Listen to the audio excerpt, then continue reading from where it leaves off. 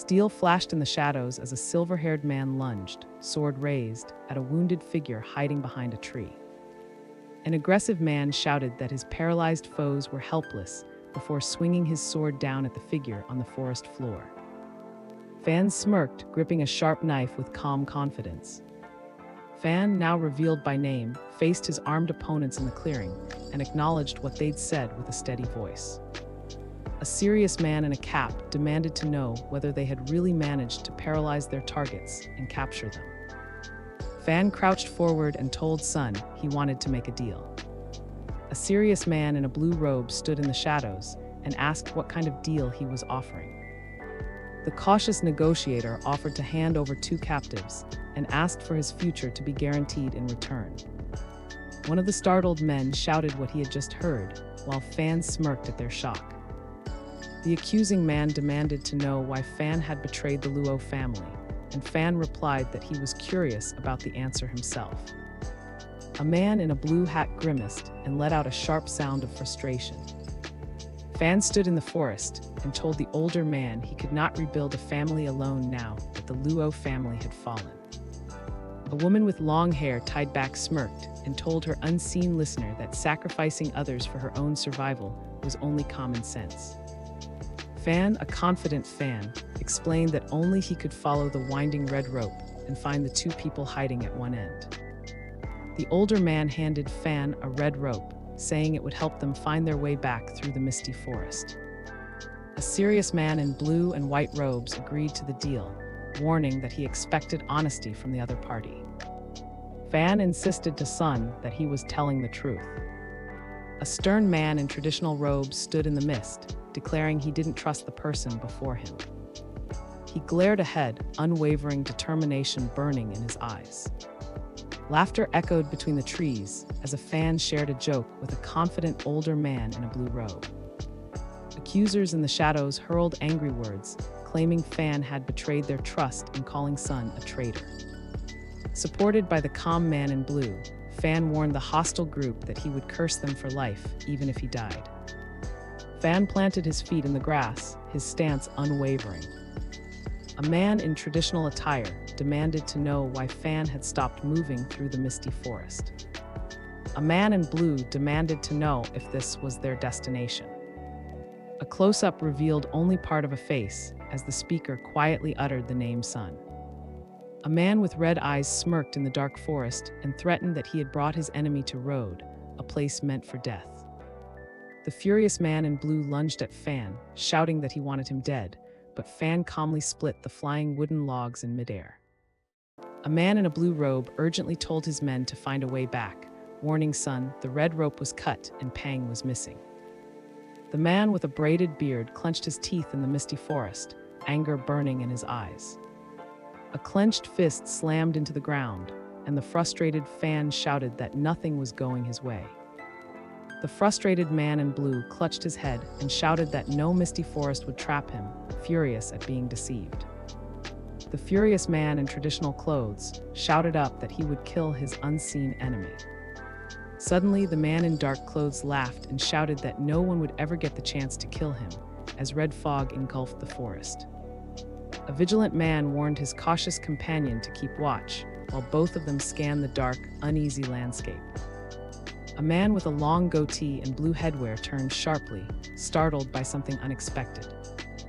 A man in traditional robes searched the foggy, red-lit forest and wondered where everyone had gone, insisting they all vanished as if they never existed. A shocked man with braided hair and a goatee stared intently, wondering aloud if he was looking at an array method. A lone figure knelt within a glowing circle, the ritual casting shifting light as 3 silent watchers kept their distance in the dark forest. A wounded but stoic man stood silently behind a calm woman as soft beams of light filtered through the forest. A blonde woman told the man that people had been controlled and vanished, but Pang had already been rescued. The woman asked what he planned to do next, and Fan told her his next step was to help her. Suddenly, a forceful man seized the woman's arm and demanded to know what she was doing. Fan, protective and serious, held the startled woman close and told her not to move. Fan leaned in and quietly told his nervous companion to stick close and pay attention as they prepared to move.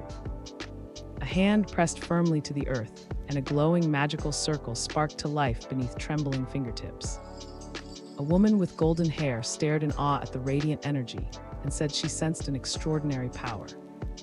A confident Fan smirked and claimed that everyone present was now under his control. Then a determined Fan ordered them to kill, his voice sharp, while a shocked woman stood frozen by his command. A Fan knelt inside a blazing magical circle as dark spikes burst upward, his silent companion watching from the shadows. Glowing shadowy creatures plunged downward through the smoky darkness. One terrified soldier shouted, demanding to know what kind of ghost they were facing. Glowing black-green claws shot from the man with gray hair and golden armor, and his armored opponent cried out in shock. A man with white hair and glowing red eyes stared ahead, sweat beading on his brow as the tension mounted. A panicked man with gray hair lunged forward, yelling in alarm at the stunned figure who froze in the background. The gray-haired man in golden armor spewed green energy from his mouth, pain contorting his face. A dark, clawed creature lunged at a man in traditional clothes, and the man shouted an insult in shock and rage. The unknown man screamed in agony as a wave of green energy from Fan tore into his arm. The man in traditional clothing collapsed face first, blood quickly pooling beneath his head from the impact. A shocked, bloodied man stared ahead and demanded to know who Fan truly was. Rain dripped through the leaves as a Fan sat silently beneath the dense forest canopy. A Fan smirked in the shadows and declared his enemy should go to hell and ask the Hell King. Fan stood beneath the dusklit forest, his eyes reflecting fire as he calmly declared the in-cave would return to him. Fan's eyes flashed red as he commanded everything to return. The young woman recoiled as she wondered aloud if the tactical disposition had spun out of control. A Fan stands inside a glowing magic circle as dark energy tendrils spiral upward, and he unleashes a powerful transformation spell. Dark energy and radiant light surged as Fan screamed that he was breaking through the 7th, 8th, and 9th levels, reaching incredible new heights. Sweat beaded on Fan's brow as he realized his magic had finally run dry. A clenched fist blazed overhead as a massive energy beam erupted downward, blasting shattered rock around the lone figure. Fan raised his hand, blue energy swirling as he declared he had reached the gathered strength level. Fan sat cross-legged in the quiet clearing, noting aloud that his energy flow had grown stronger and more concentrated than before. Fan clenched his hand, stating with confidence that he had reached the normal gathered strength level. Fan calmly brushes aside the blue sword with his hand, showing not a hint of fear. Then blurred shapes rushed past in a cloud of dust, their presence urgent and hard to track. Sunlight streamed quietly through tangled branches, casting shifting patterns across the forest floor. Fan announced that after his breakthrough, he would start practicing martial arts. Fan glanced back calmly as 3 figures approached him through the quiet forest. One of the women asked where Fan had gone and demanded to know why the array was out of control and the fog had disappeared. Fan explained that the array malfunctioned because it was too small. The cloaked man told the group he had checked on Sun's fate and confirmed that no one from that side had managed to escape. A surprised woman watched a stoic man in armor as the forest air hung heavy with silence. A tall, stern man fixed his glare on Fan, who faced him with clear apprehension in the dim, tense room.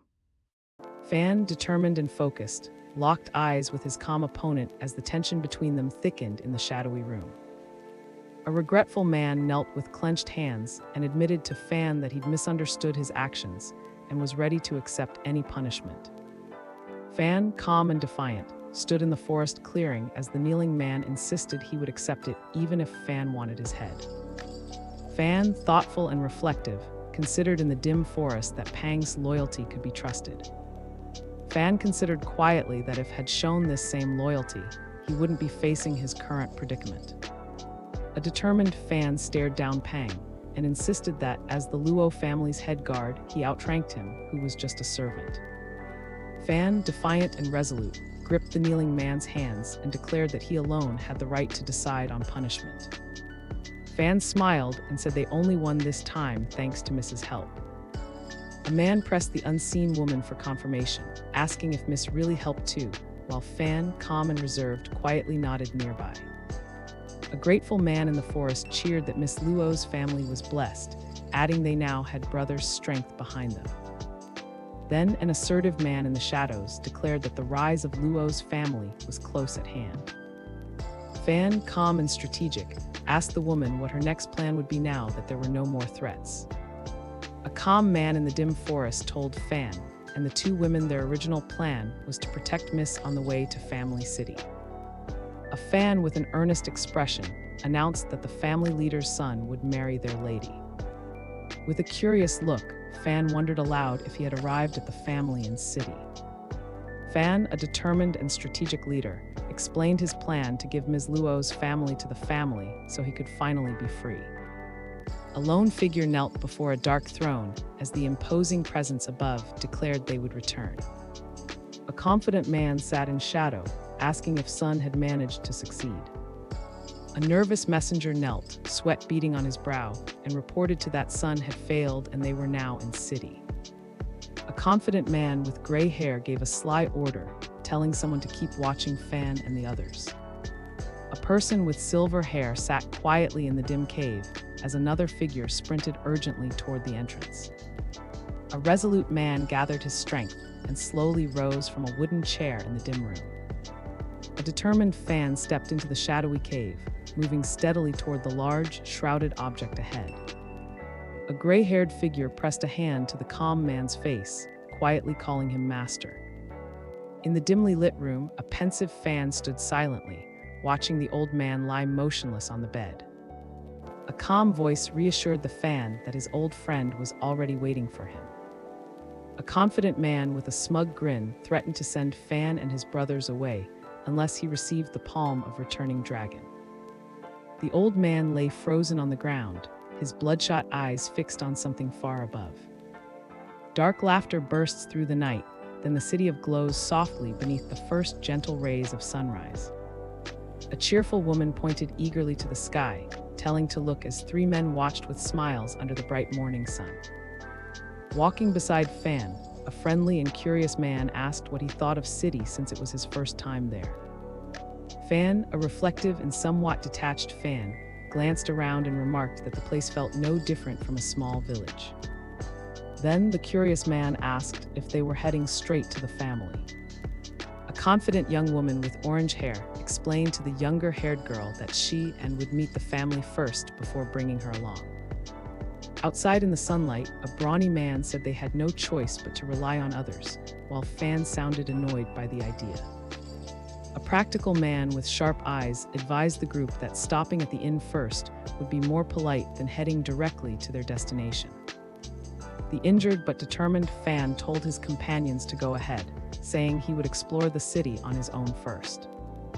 A bold young boy pointed at the stoic man beside him and said Fan was in this city only because of his sister. The confident Fan in yellow boasted to Fan that if his future brother-in-law arrived, everyone should show him proper respect or face his lesson. A forceful kick caught the targeted Fan in the torso, as the aggressive attacker said there was no need to wait for his brother-in-law. Fan shouted that he was coming for his opponent, then he drove a powerful kick into the stunned Fan dressed in yellow. Fan, calm and composed, told the distressed girl she should wait until she calmed down before reacting to her brother's actions.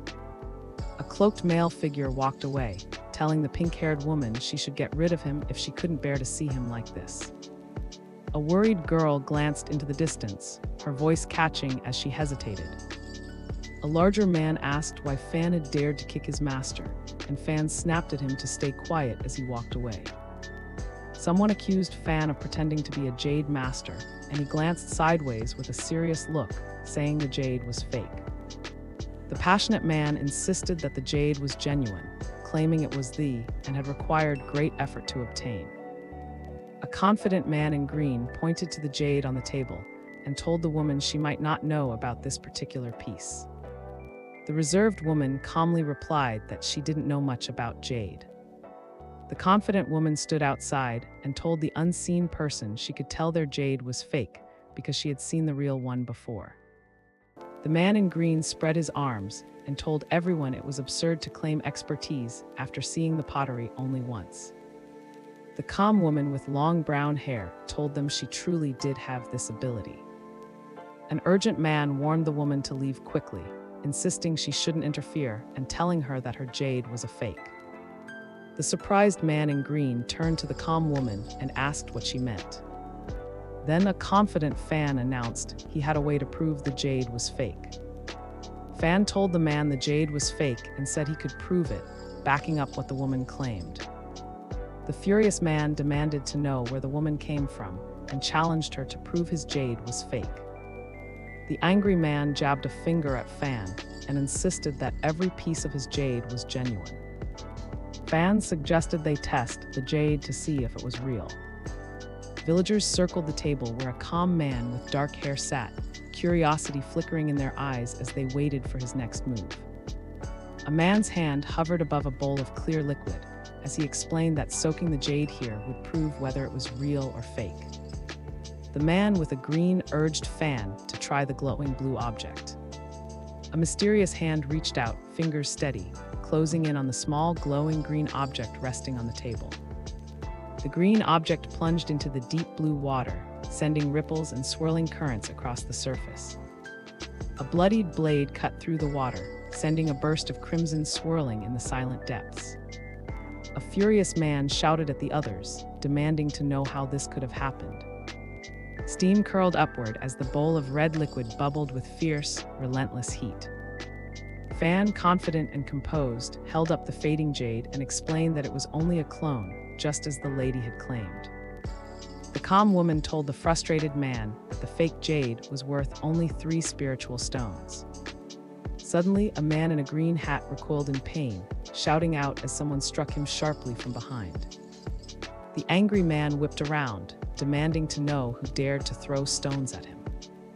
A furious crowd surrounded a terrified man, demanding he return their money and spiritual stones, and calling him a liar for selling fake jade.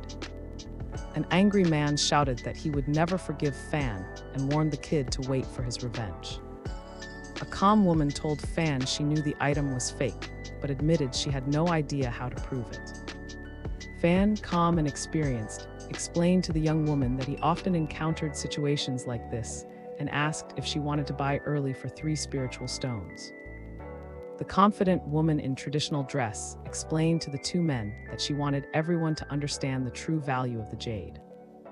The 2 men watched as a strange woman with long hair walked away toward the distant buildings. Fan, cautious and experienced, studied the woman's dangerous gaze and thought he could handle her because of everything he'd faced before. Fan told Lao Pang to return to the inn and asked to borrow his 10 spiritual stones because he had something important to do. Fan walked away, indifferent, tossing coins aside while a desperate man clutched his small pouch and wept on the ground. Wounded and resolute, a Fan walks alone through the silent courtyard, his steps echoing between stone walls and bamboo shadows. Then, alert and cautious, the Fan stared toward a sneaky figure peeking nervously from behind a tree. A man in green, alert and eager, shouted that he had finally found the boss as Fan approached. A man with a green glared and demanded to know if someone really dared to seek him out, warning them about fear. Fan, confident and businesslike, told the boss he wanted to buy the jade for 10 spiritual stones. The man in the green hat exclaimed in disbelief at the offer of 10 spiritual stones. The seller, a cautious man in green, challenged Fan by asking why he wanted to spend so much on a fake jade stone. The man in green explained that the lady valued the item at only 3 spiritual stones, but Fan said it was still somewhat useful despite being fake. Fan, sounding sure of himself, told the man he could get a better price if he sold the item himself. The older man in green said he understood Fan's motive, but hinted there was still something holding him back from agreeing. A furious man with clenched fists confronted Fan, demanding to know if 10 spiritual stones would ever make up for his suffering and loss. With his gaze sharpened, the focused Fan demanded to know how much the other wanted. A threatening figure stepped forward and told the determined Fan he wanted his life. Fan, a serious and sincere negotiator, assured the boss that he was conducting business honestly. The vengeful business owner shouted that Fan had ruined everything and demanded he pay with his life. Boots pressed against glowing marks as the Fan quietly admitted his plan had failed. The inciter barked for Fan's death as an aggressive man with a sword lunged toward the Fan. Two men rushed at the shocked, unarmed Fan as discarded swords glinted on the ground. A confident Fan seized an older man's wrist, while the older man declared that his opponent was unworthy to kill him. Fan strode forward as green energy blasted through his enemies, and he warned them that they were only inviting their own destruction. A figure in long red and beige clothes walked away, leaving a motionless hand on the ground beside the wall. A quiet moment settled over the traditional building, its signboard untouched as the world outside seemed to pause. Fan told Lao Pang to guard the door and not let anyone enter, and Lao Pang agreed without hesitation.